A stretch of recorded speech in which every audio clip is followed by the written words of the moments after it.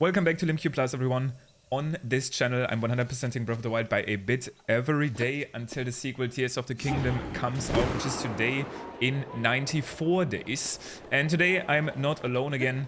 I'm joined by Binks, a fellow speedrunner, 100% connoisseur. What's up, Binks? Hey, everyone. Binks currently holds the 100% world record, if I'm not mistaken. And right. has definitely been an inspiration for me to run these longer categories, and always fun to talk to when it comes to theory crafting, Breath of the Wild speedrunning, science, route plans, and that's what I enjoy about talking to Binks. But today I want to talk about some different things, some things that I may already know and that might be interesting for the other viewers, and some things that I actually don't know myself. But first of all, just like I asked Jodan, how did you actually get into Breath of the Wild as a game? As a game casually, so I didn't get it when it initially came out. I didn't even have a Switch for a while. But Right. what actually pushed me to try the game was I was watching a lot of Magic the Gathering content at the time, and one of the YouTubers I watch, he does a segment at the end of his show where he talks about like things outside of that world that they've been into. Okay. And he gave sort of a preview of what Breath of the Wild is, showed how, like, you know, you can kind of whatever you think you can do in the game, if you can think it, you can do it. So he showed, you know, just like 5 different ways you could kill a bokoblin camp, you know, rolling a boulder down or blowing them up with a bomb barrel, or, you know, whatever you can think of, knocking a tree over onto them, you can do it. And that looked really cool to me, so I thought, you know, I've never played a Zelda game before. I'll give that a shot. Yeah, Breath of the Wild was actually my first Zelda game. I somehow just never got one of the games before, despite having Nintendo consoles. And I was going to say, you were into video games before. This is not like your first like video game, because I know for some people it actually was. Yeah, no, I had Game Boy growing up, a GameCube, DS, and then that was actually it for a while. I played some PC games, lots of Mario. Right. But yeah, never got into the Zelda, so that prompted me to try it, and of course I fell in love with the game right from the get-go. Spent like 4 hours on plateau, didn't even want to leave really. Like, I thought that was as big as the game was at first, right? And that was amazing in itself. Yeah, so played about 200 hours through my first playthrough, watched my wife play her whole playthrough, and then I kind of dropped it for a couple of years. Interesting. So, given that you are now the 100% speedrunner, I'm assuming, because 200 hours probably for casual sounds a bit low, I'm assuming you didn't 100% the game, or did you actually in those 200 hours? No, I didn't. I mean, I was very thorough in my playthrough. I used the hero's path to, you know, make sure I left no stone unturned, except then when I found out there were actually 900 Koroks, apparently I left quite a few stones unturned.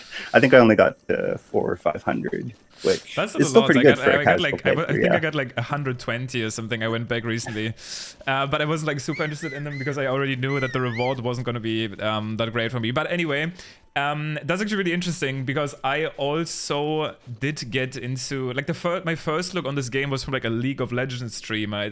I guess it kind of goes to show how much waves this game made. Like I used to watch this League of Legends streamer. I started streaming like League of Legends. Some people know this, and I used to watch this guy who was like really high rank. And these people, like really high rank players, sometimes need like 10 to 20 minutes to even find a game, because they need to find like 10 or like 9 other high ranked players. And sometimes they just sit there for 15 minutes looking for a game. And what he would do, he would just play Breath of the Wild while waiting for his like League of Legends game. And I was like, oh wait, this actually looks kind of cool. And I remember liking Twilight Princess. But yeah, so that's kind of like the story for the game itself. But then speedrunning is like a whole other world. How did you first get introduced to that? Did you know speedrunning before Breath of the Wild? Or, yeah, I guess just that in general. Yeah, so I was aware of speedrunning before Breath of the Wild. I'd watched some Halo 1 Legendary speedruns, actually. I even learned the first level of that, but got too frustrated afterwards and stopped learning the speedrun. And I was really into Mario Sunshine speedruns as well. Again, not doing them myself, but watching them. So then, right around the beginning of the pandemic, like most people, there was a lot of extra downtime. I'd started working from home, and I think it was just a YouTube recommendation popped up for DJ Carmichael's 100% runs, Okay. which were at that point around the 22-hour mark, I think, and he was like second place. And so I just popped one of those on, kind of as background noise while I was working, because, of course, as we all know, the 100% runs are very nice to just put on in the background and have the sounds and sights of going through the game on while you're focusing on something else. And so the more I watched of those, the more kind of interesting it looked, and I found myself actually being more and more distracted by them, so I couldn't watch them so much while working anymore. Right.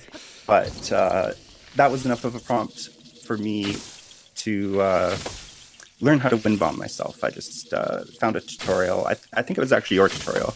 Okay.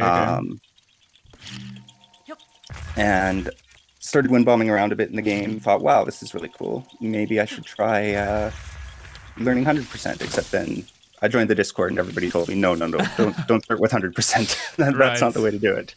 But I was still really interested in the long category, so I went for all shrines instead. I think right at the time, it was just after you had recorded your 8-hour how to do all the shrines in one sitting playthrough, or not playthrough, but speedrun tutorial. Right.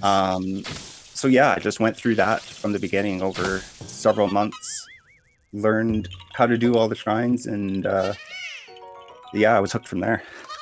Cool. That video, actually, I always get like the same comment, because I remember while I was like doing this was supposed to be like a Twitch only thing. I think there's like 8 or 10 instances where I always keep saying, oh yeah, I'm not gonna upload this, like this is never gonna be on YouTube, and then like, it actually ended up being there and also doing quite well. But well, I'm glad you found it.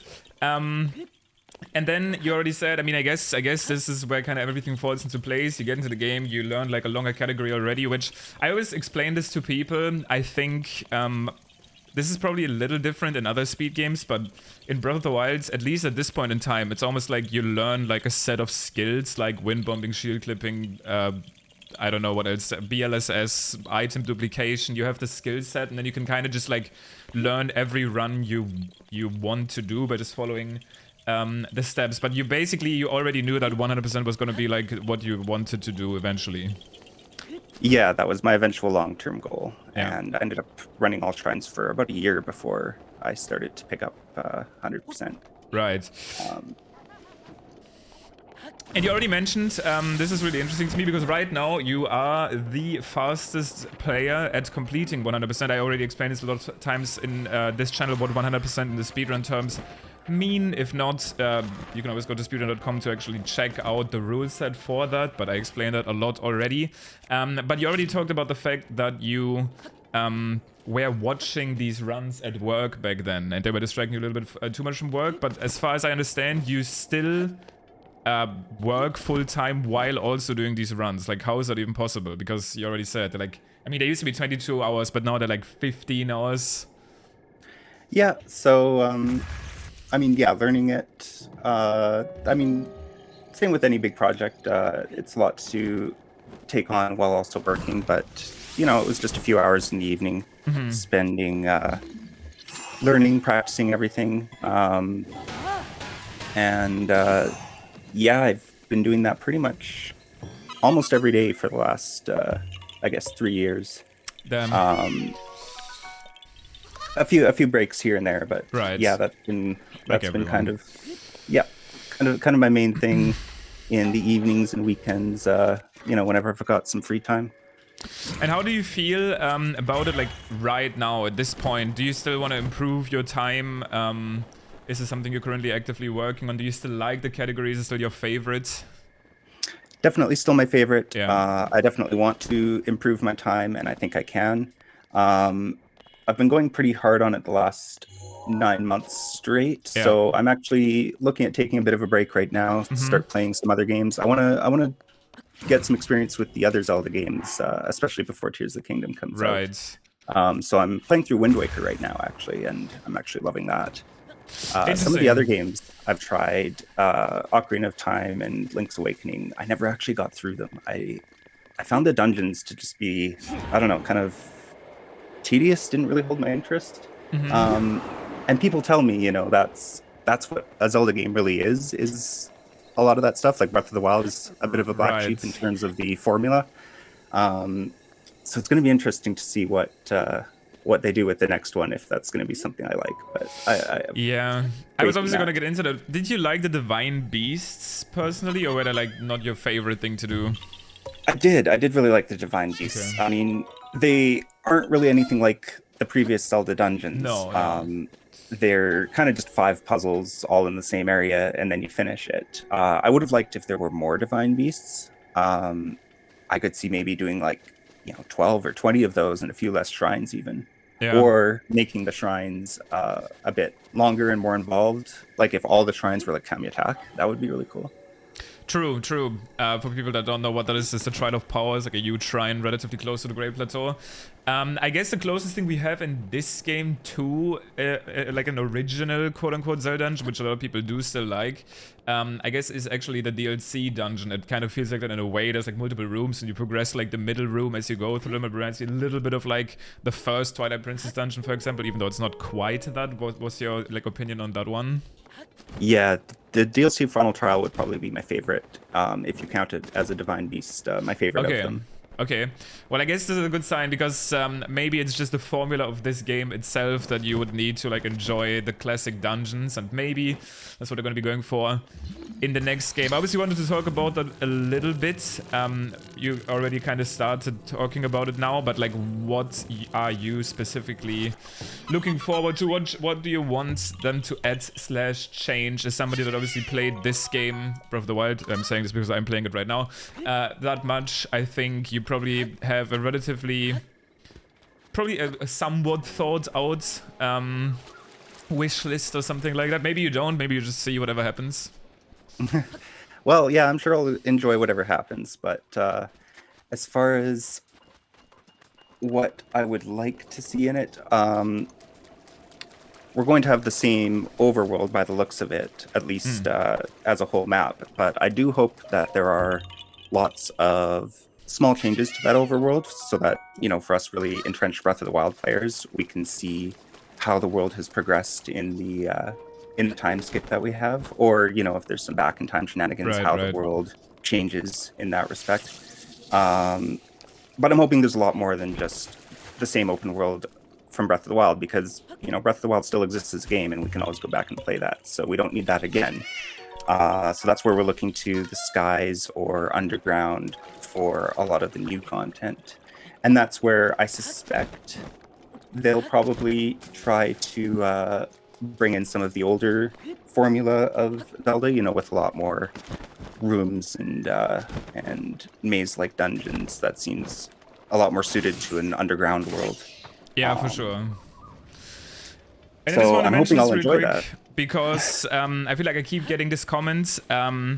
Because I feel like I have exactly the same thoughts, and everybody that I had on so far has basically said the same. And some people in the comments seem to think like there is like, why even saying this? There's no way it's just gonna be like a big Breath of the Wild DLC. This lasted for like 6 years, and I agree. I think these games have rarely ever been like a letdown, and we're probably gonna get that direct soon, and then actually have more answers. But I think it's still a very fair concern to have, just because of how little we have seen. We've seen the Sky Islands and like some shots from like an underground cavern.